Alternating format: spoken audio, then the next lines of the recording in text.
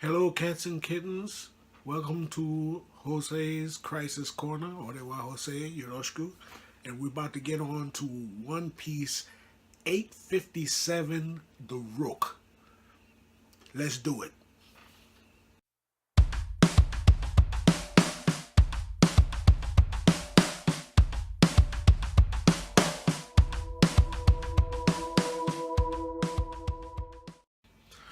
Okay, One Piece 857 The Rook. We finally get to the bottom of Capone Beige nonsense.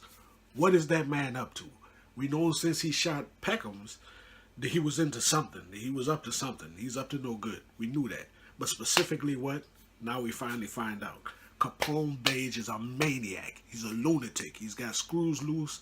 He's a psychopath. Anyway, we'll start from the beginning. The crew finally gets back together by means of the little broken shards of glass from way back earlier when the fight started and on wherever they were in that field where Luffy and Nami were fighting against all of those pawns.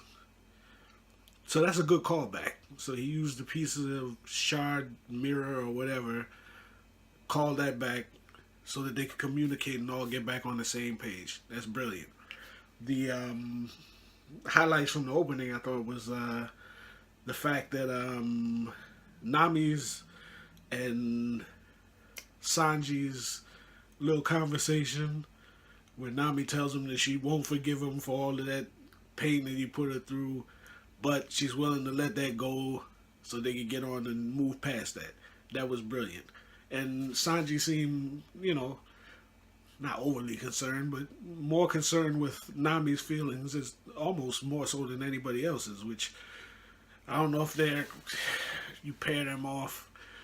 This isn't a romance manga, so I guess that's not really going to be important in the immediate sense.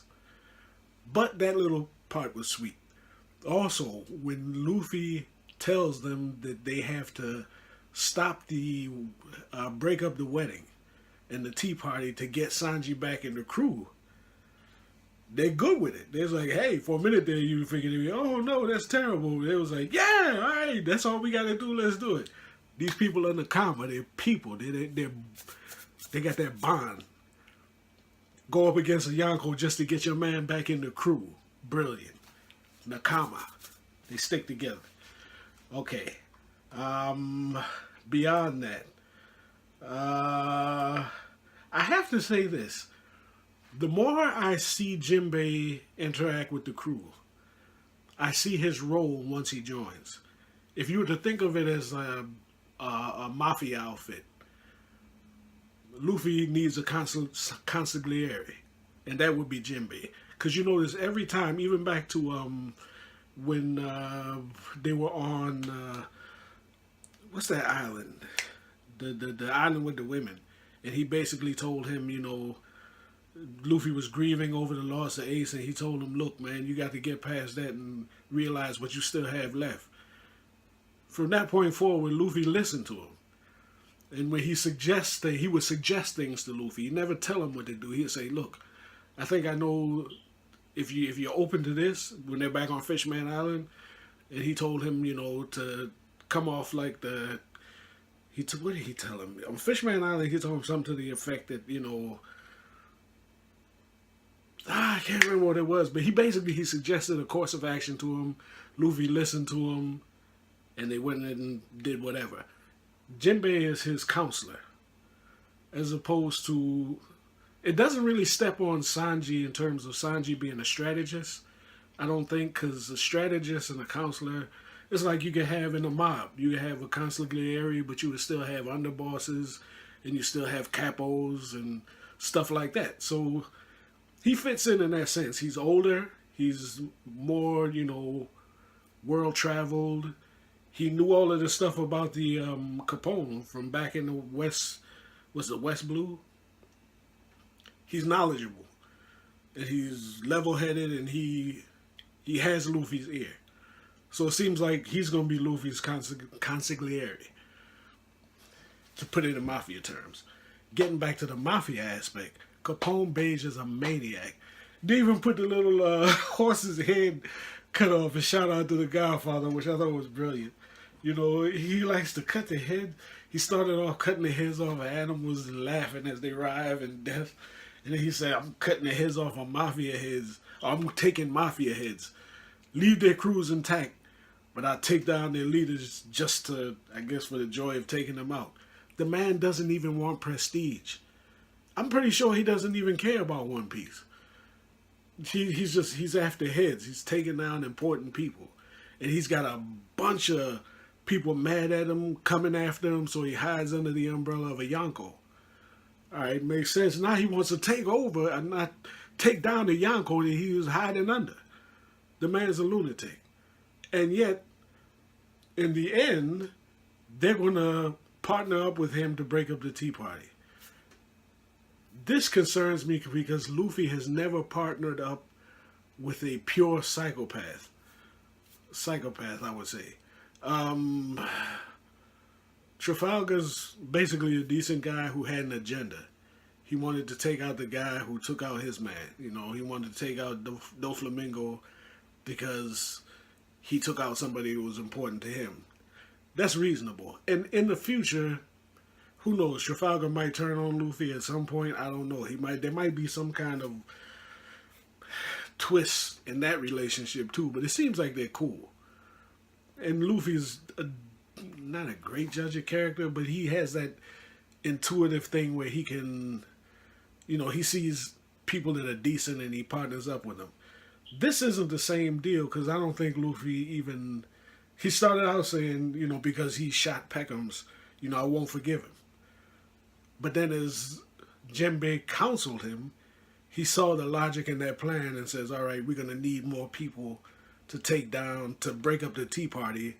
So let's just get with this guy and, you know, make a deal with him.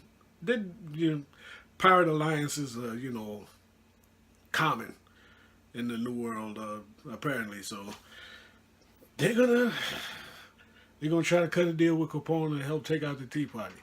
And they still think that they're gonna do this without directly confronting Big Mom. Big Mom is gonna be at the Tea Party. If they break it up, they're gonna be doing it right under her nose. How do they avoid getting into a confrontation with Big Mom under those circumstances? Jinbei even says that they're going to be even stronger lieutenants than Cracker and that lame Bobbins. They're going to be stronger people at the Tea Party than them. Those people were just the tip of the iceberg. The ministers that they met so far, the tip of the iceberg. And they have, what, 8 people. Jinbei keeps saying 10, which almost makes me wonder if he has some secret people stashed somewhere. But that's a side issue. So they have these 8 people plus potentially Capone, and they don't have to take down Big Mom, but they do have to stop the Tea Party and save the Vinsmokes. On to the Vinsmokes. I'm still not convinced that the Vinsmokes don't know that they're going to be betrayed. I think the Vinsmokes are after Big Mom for some purpose. As Sanji said, this thing is rife with conspiracies, right? I think it's like more angles to this. I think the Vinsmokes know what's going on. That's a guess. That's a theory. That's a wild speculation. But I think the Vinsmokes know what's going on and they have an angle on this. At first, I thought the Vinsmokes were in league with Capone and they were going to work together to take down Big Mom. Apparently, that's not true. Obviously, that's not true now because we see that Capone has his own agenda. He wants to take down Big Mom. And even one of his, what's that guy's name with the tongue? I think it was either him or Capone that said that the Vinsmokes were like heroes to him. So, this is weird. This is weird. And it's not weird in a good way because we don't know what's going to happen. And Oda's keeping us off balance, which is great. How he's going to resolve this, I want to find out. I really want to find out. Because I don't know if any of them got the strength to go up against Big Mom if she really gets cheesed off. And I don't think Big Mom's going to get killed in this arc, but somebody's going to get killed. Might be Judge, might be Capone. Somebody's gonna have to pay for this because this is a strong woman, a strong Yonko. I don't know what's gonna happen, but whatever. I'm looking forward to it. So yeah, my main issue is how are they gonna actually break up the Tea Party? Do they have any plot for egress? How are they gonna get out of there? The mirror world, maybe. I guess. They had to get back to Sunday and then get out of there. Big Mom will probably send her people after them and chase them all the way back to Wano. I'm not sure. It's interesting. It's a very good arc, actually. I thought, not arc, a very good a chapter. Anything else on there? Anything else that I left out? Yeah, my main thing is Jinbei is gonna be that man's consigliere, and that's cool. That's cool. He's gonna be his counselor, and Luffy seems extremely comfortable with taking his advice, and that helps the crew overall. They don't have to go flying by the seat of their pants. They have somebody there, wise counselor that can hold things down in that respect. And give Luffy sound advice. And Luffy is showing maturity in that he's taking sound advice. So the crew is shaping up. I still, in terms of wild speculation, I still think at this point Reiju's going to be in Nakama. We already know Jinbei's going to be in there. Carrot. They could potentially add 3 people.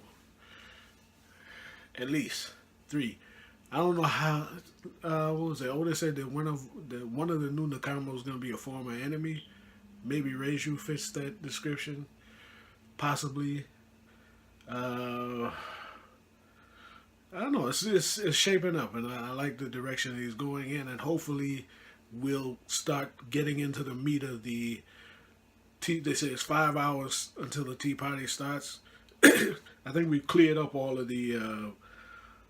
We filled in all of the gaps and plot threads, loose plot threads. So we should probably get on to something in the next chapter, and there's no break next week. So next week, hopefully, will be very close to the start of the actual tea party, and it's going to be a circus. It's going to be crazy. So it's on. It's on. We're getting to the tea party. So thank you for watching this. Comment, like, subscribe, all that good stuff. And I'll see you next week.